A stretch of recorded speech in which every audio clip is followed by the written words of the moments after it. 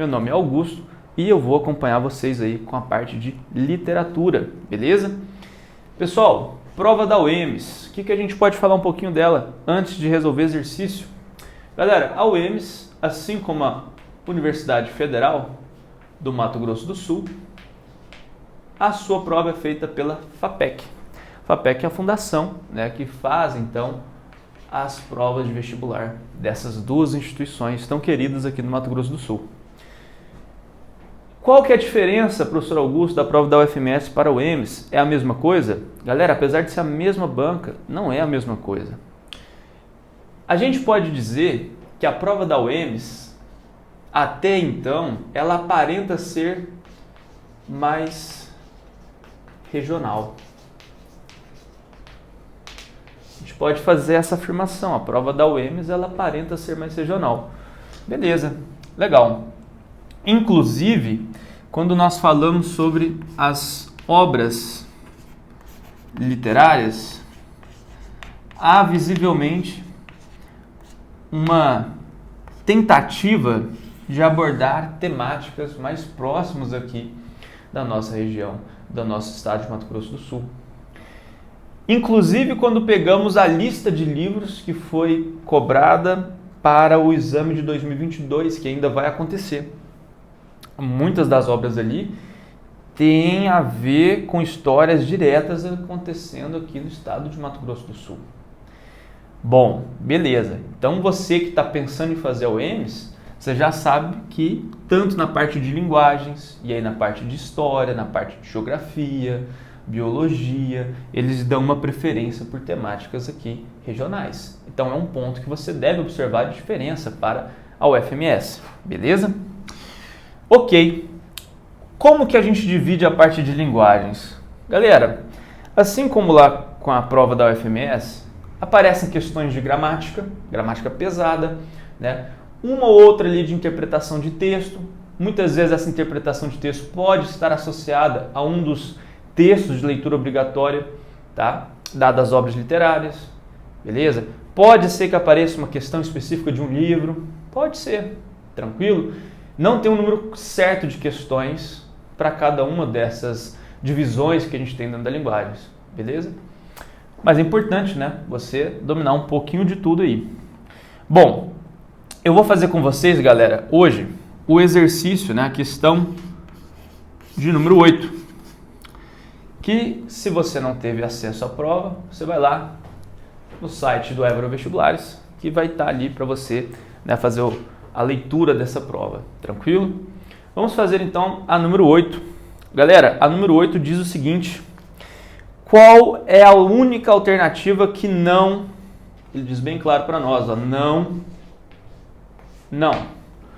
não traz informações verdadeiras sobre os sentidos produzidos no poema. Bom, então tem um poema que nós vamos ter que ler antes de fazer a questão.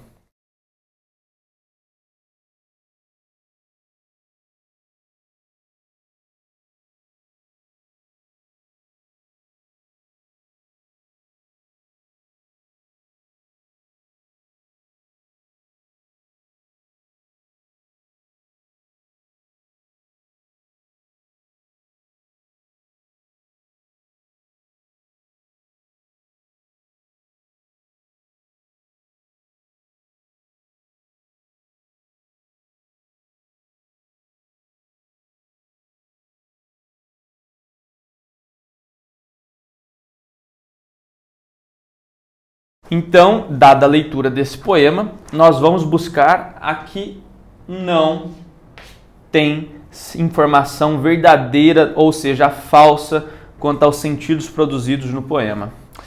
Beleza. Temos letra A, B, C, D e E. Vamos lá. Letra A diz o seguinte: em que vendeu tanto picolé lá no sertão, fica subentendida uma referência à popularidade do personagem entre populações marginais brasileiras, mas também uma crítica ao caráter mercadológico desse tipo de literatura. Pô, Flash Gordon, né, que estava vendendo picolé e tal, tem aquela coisa, enfim, popular, né, de vender picolé na praia ou qualquer coisa? Tem. Vender demais pode ser uma coisa mercadológica? Também. Então, a letra A está ok, a gente não vai mexer nela não, porque a gente está buscando a falsa. Letra B. O poema inicia-se e termina com representações negativas do Tio Patinhas, figurativiza o capitalismo, e a de Tarzan, cuja imagem é associada de um vilão com armas que destrói a fauna e as populações indígenas. Poxa, mas o Tarzan não é aquele cara legal e tudo, pô, mas o Tarzan é um cara branco que mora lá no meio do mato, né? E, enfim, se você pega a origem do Tarzan mesmo, diferente daquela coisa da Disney, né? Não é uma coisa muito bacana, não. Tá? Então, beleza. Eles falam que essa coisa de Tarzan já matou muita gente, muito índio, muito animal por aqui. Então, a gente não vai na letra B, não. Beleza? Cuidado com a sua própria interpretação do personagem. Isso pode te atrapalhar na hora. Vai pelo que está no texto. E no texto está bem claro. Olha só. Essa história de Tarzan já matou muito bicho e muito índio por aqui. Então, o Tarzan é difícil de maneira negativa. C. Em que libertasse toda a América, fica implícita uma referência à necessidade de descolonização da América Latina, ainda subordinada em muitos aspectos a modelos e poderes estrangeiros, como os Estados Unidos. Com certeza, né, galera? Inclusive, muitas dessas referências de heróis são de enlatados, né? Vêm, né, conforme uma introdução estadunidense aqui para a cultura brasileira. Então, certo. Letra D. Nos versos 18 e 19, o uso do pretérito imperfeito indicativo em queria e era, ok? Produz um efeito de passado, remoto, incompleto, reforçado pelo uso do imperfeito do subjuntivo, viesse, aparecesse, que ele viesse, que ele aparecesse, sugerindo a impossibilidade de transformação do lugar de onde fala o poeta. Aparentemente essa questão é boa. Só que tem um problema nela. Olha essa palavra aqui, ó. Impossibilidade. Cara, impossibilidade é uma palavra do mal. Impossibilidade é uma palavra que, para interpretação de texto, junto com sempre, nunca, né? Jamais. Possibilidade não é uma palavra legal. Normalmente ela está errada. Eu já ficaria esperto na letra D. Vamos só ver a letra E aqui para confirmar. Pelo uso dos verbos aparecer e avisar no imperfeito do subjuntivo e seus respectivos complementos e adjuntos, o poeta sugere o desejo e necessidade de um herói real que seja visto e que se importe com os seres também reais, saciando-lhes a fome, inclusive a de saber. Pô, essa questão tá toda certa, né, cara? Você volta no poema, você percebe que eles querem um herói real, um herói diferente daquele idealizado, longe daquela visão colonial, aquela coisa toda que nos é imposta. Um herói que dê pão com manteiga para as pessoas, combata a fome. Então a letra E tá ok. Já a letra D, que nós vimos, você marca essa impossibilidade, quebra a questão e nós achamos então a que não faz sentido dado o poema. Questãozinha que com muita atenção você mata aí. Galera, vamos fazer mais uma questão. Galera, feita a questão número 8, você que acompanhou as outras questões com o professor Sérgio, vamos fazer agora a número 12. Pessoal, questão 12 aí, ó. Tranquilinho. Vamos fazer a 12 agora. A 12 diz o seguinte: no romance Dom Casmurro, de Machado de Assis, a memória funciona como um fio condutor da narrativa e acompanha a apresentação dos fatos da história a partir do autor-personagem, o Bentinho, né, narrador do romance.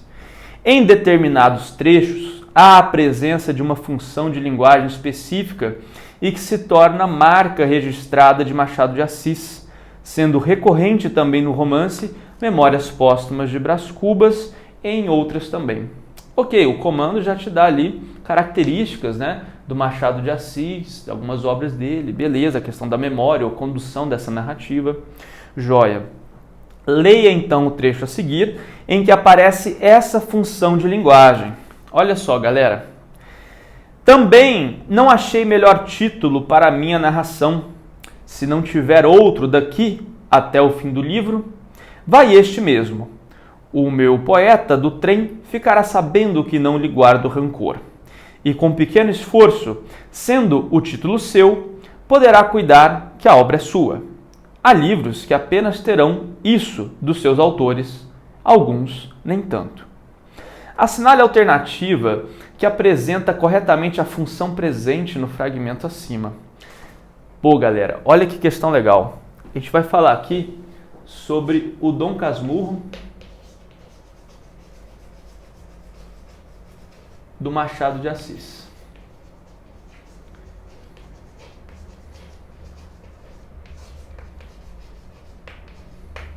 Pessoal, o Dom Casmurro é um livro que foi cobrado, né, dentre as obras literárias de leitura obrigatória, tá?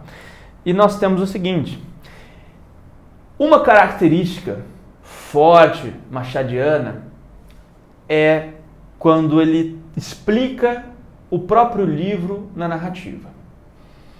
O que nós vimos aqui no trecho é a explicação do título do livro. O título do livro, Dom Casmurro. E ele explica para nós de onde veio esse título, Dom Casmurro, de uma conversa que o nosso narrador, né, teve então com um poeta, um sujeito no trem, e ele narra esse episódio e que o sujeito passou a chamá-lo de Dom Casmurro. E ele até pede que você não vá até o dicionário procurar o sentido da palavra e tudo, né? Você sabe que o Bentinho é um cara o quê? Manipulador, né? Ele não fica tentando ali, né? Enfim, te guiar a própria interpretação das coisas. Mas enfim, aqui não é o caso de falar do sujeito enquanto personagem, mas sim sobre o livro. E ele explica então a origem do título. E ele explica a origem do título dentro da narrativa. Ele está explicando o livro pelo próprio livro. Isso é uma coisa muito comum no Machado de Assis. Quando você utiliza de uma linguagem para falar sobre a própria linguagem, a linguagem pela linguagem, nós temos uma coisa chamada de metalinguagem. E isso é muito comum na obra machadiana, é uma característica forte dele. Mas não só do Machado, tá? Dentro da literatura, você percebe muitas vezes numa poesia, e o Enem gosta muito disso também, né, de cobrar metalinguagem, um texto poético em que o assunto do poema é sobre o escrever da poesia. Por exemplo, o Machado de Assis explica muitas vezes o título, a obra, o Em Memórias Póstumas de Brás Cuba, por exemplo, ele pega e no início da obra tenta explicar o porquê do seu livro. Essa função dentro da literatura é a função da metalinguagem. E que nós temos na letra A justamente essa função. A função de metalinguagem. As outras, né? A função referencial. Galera, função referencial, pessoal, é aquela função do texto jornalístico, tá? A função conativa. Função conativa você tem a ver com a questão dos textos publicitários. Quando fala-se de função fática é aquela função conversa de elevador, né? Você está ali iniciando uma conversinha, belezinha, e aí, tal. Você está só puxando ali, comunhão fática, né? Função poética é o trabalho estético dentro da literatura, não é necessariamente poesia. Então ficamos com a letra a função metalinguística, que é justamente uma das características mais fortes de Machado de Assis. E lembrando, né? Pode aparecer com outros autores também. Só lembra, quando o cara está falando do próprio livro, dentro do livro, quando o cara está no texto poético, falando sobre a poesia, o fazer poético, também é metalinguagem. Galera, um abraço para vocês, muito obrigado pela atenção.